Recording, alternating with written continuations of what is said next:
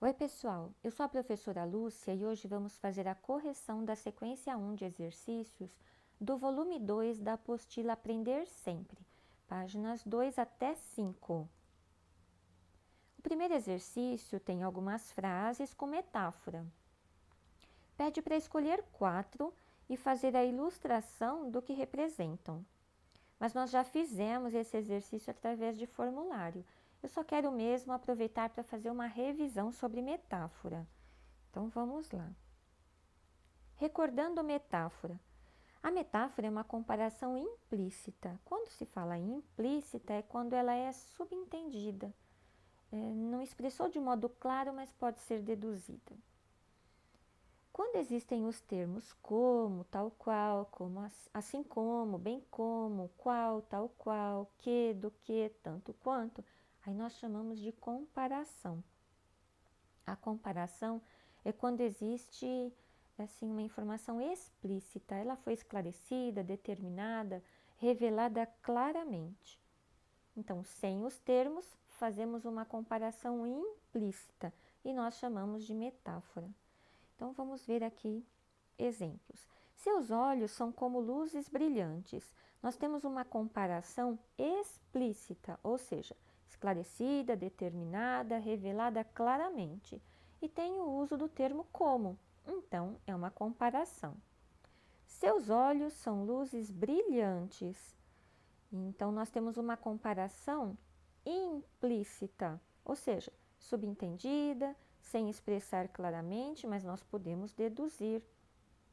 E sem o uso de termos de comparação. Então aí nós temos uma metáfora. Aqui eu vou dar um exemplo de como poderia representar o que expressa a frase 8. Meu pai é uma fera. Aqui nós temos uma comparação implícita, sem o uso de termos de comparação. Então, sem como, tal qual. E aí nós chamamos, nesse caso, de metáfora. E essa expressão, meu pai é uma fera, numa comparação implícita, expressa o quanto o pai é bravo e exigente. Então, comparando com uma fera. Então, através de desenho, poderia ser representado assim. Agora, o exercício 1 pede que leia o texto explicativo e responda ao que se pede. Então, vocês precisam fazer a leitura mais que uma vez, até conseguirem ter o texto bem compreendido, o texto desenhado na cabeça de vocês, como eu sempre falei em sala de aula. E o exercício pede que responda. O símbolo criado pela ONU pode ser considerado uma metonímia? Então, para responder, eu vou rever um pouco com vocês sobre metonímia. E coloquei para vocês aqui o cartaz de sala de aula, lá da nossa sala. Então, a metonímia é a transposição de significados considerando parte pelo todo, autor pela obra. Exemplos: costumava ler Shakespeare. Então, costumava ler não o Shakespeare, mas as obras dele. Meu pai tem 800 cabeças de gado. Então, o pai não tem as cabeças do gado, o pai tem 800 bois. E os bois estão sendo representados pela expressão cabeças de gado. Então, seria a transposição do todo pela parte. Aí, voltando ao exercício, esse símbolo aqui, essa imagem, né? Ela é a transposição da última frase do texto, que diz: esta figura humana universal com os braços abertos simboliza inclusão para as pessoas de todos os níveis, em todos os lugares. Então, por ser essa transposição dessa última frase, pode sim esse símbolo ser considerado uma metonímia. Então, a imagem pode ser considerada uma metonímia porque permite ao cidadão compreender o todo, todas as formas de acessibilidade e inclusão, conforme mostra no final do texto. Esta figura humana universal, com os braços abertos, simboliza inclusão para as pessoas de todos os níveis em todos os lugares. O exercício 2 pede que leia o poema O Bicho, de Manuel Bandeira, e responda algumas questões. Então, vamos ao texto. Vi ontem um bicho na imundície do pátio, catando comida entre os detritos.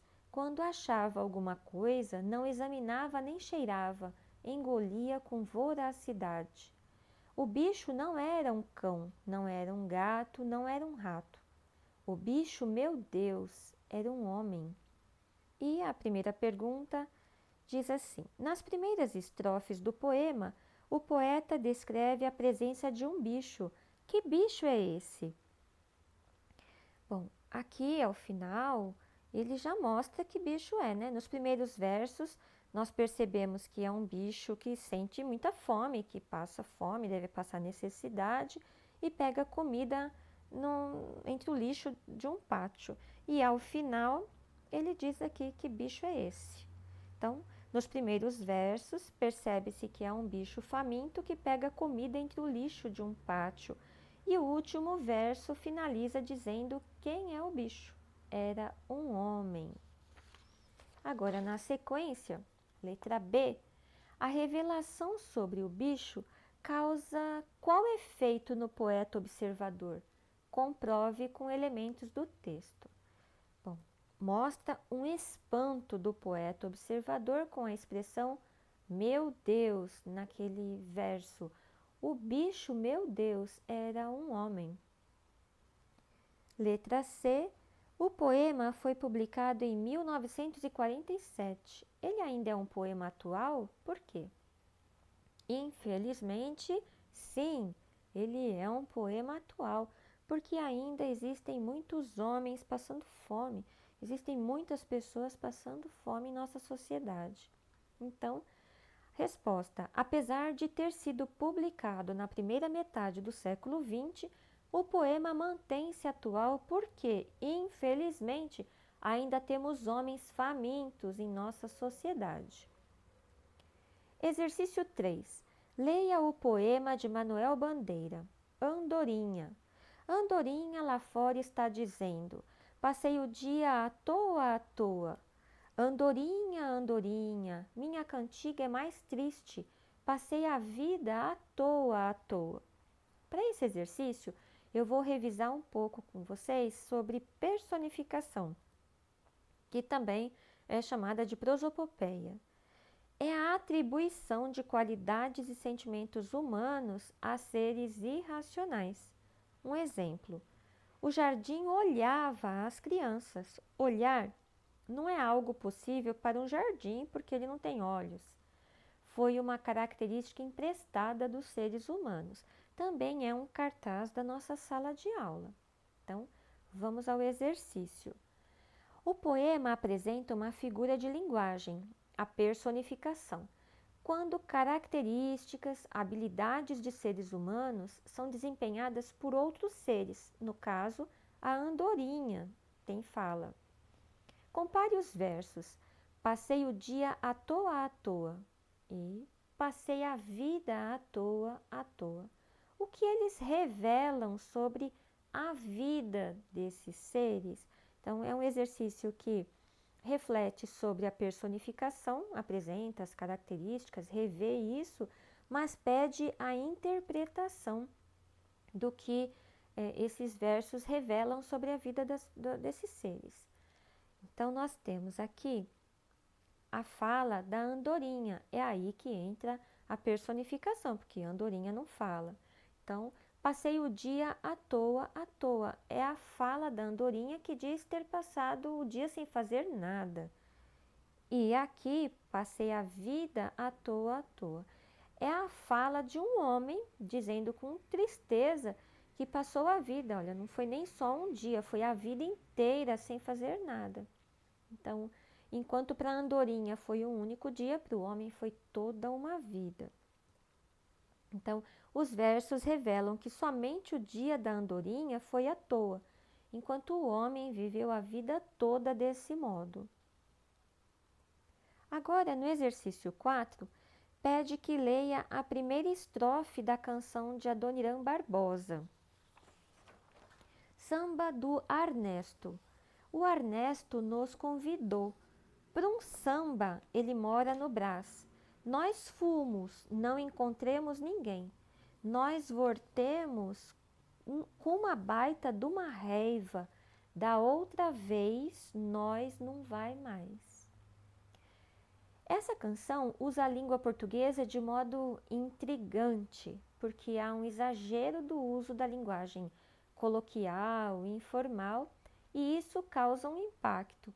Foi um recurso escolhido com esse propósito mesmo. E o exercício propõe que você, aluno, pesquise e mostre um trecho de uma canção ou poema em que a língua portuguesa tenha sido usada de modo intrigante também. Então, eu trouxe para indicar para vocês apenas um exemplo, entre tantos outros, que é o trecho da música Asa Branca, de Gonzaguinha, também com o uso da linguagem coloquial e informal, como nós vemos aqui, olha, olhei, que seria olhei, perguntei, que seria perguntei. Então, existem outras tantas possibilidades aqui de exemplos. Vocês não precisam apagar o de vocês para colocar o meu aqui, tá bom? Então, ficamos por aqui por hoje. Até a próxima. Beijo no coração.